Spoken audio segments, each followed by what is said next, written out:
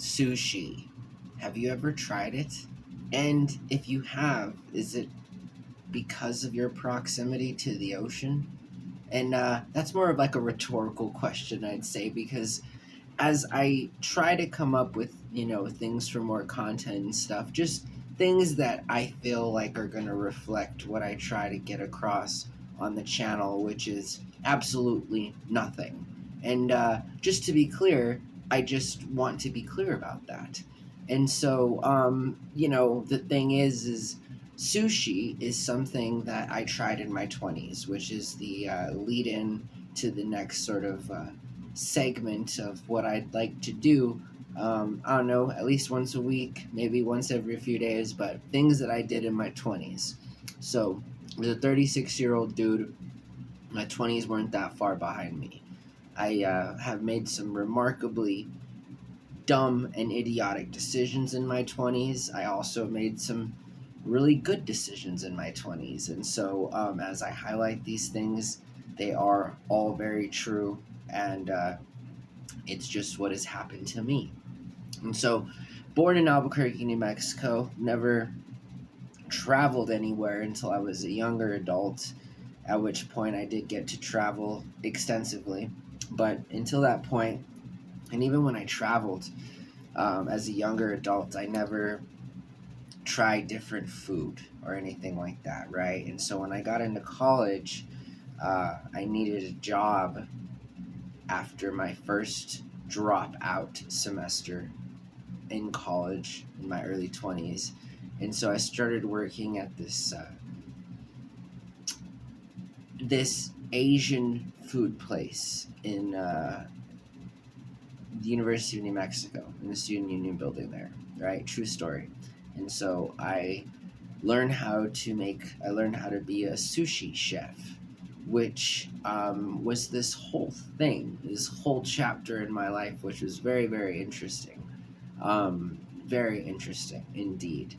From the moment I met Saul to the moment I met Situ to the day that I still go down to that same restaurant over at the University of New Mexico sub to get free food, I have loved every moment of it. And so sushi for me I was taught to be a sushi chef by this guy named Saul, Saul. And he was from Myanmar, which is it used to be Burma. And this guy was first generation immigrant from there. And boy, I learned so much from him. He was one of the coolest people I've ever had the pleasure of working with. I learned how to speak even some of it. It was like U le klopahe je lo klopahe.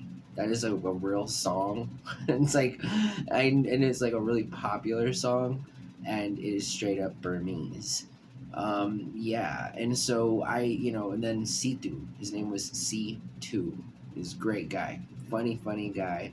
These guys were awesome people, and so I learned how to make sushi, and then I learned that I had a palate for it. As much of an American born in the desert can have in terms of, so I've tried sashimi, which I guess is true sushi, and then I've also had like cowboy rolls, which is fried rice rolls or sushi, So I like sushi.